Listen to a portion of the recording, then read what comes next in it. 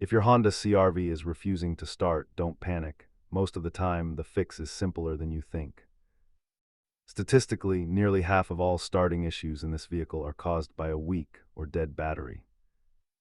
Let's walk through the diagnostic sequence to find exactly where your power is getting lost.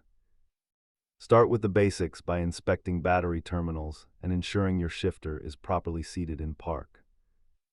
If you hear a single loud click but the engine doesn't turn, your starter motor is likely the culprit. If your CR-V died while driving or has dim lights, the alternator may not be charging the battery. Simple battery issues are easy DIY fixes, but replacing a buried starter might require a professional shop. Repair costs vary significantly, with a simple battery being the cheapest and an alternator being the most expensive.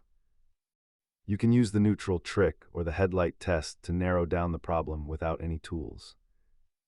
Keep a multimeter and a basic socket set in your trunk to handle these common Honda electrical issues.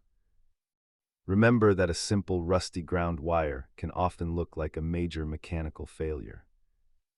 Diagnostic is half the battle. If this helped you get your CR-V running, hit that subscribe button for more.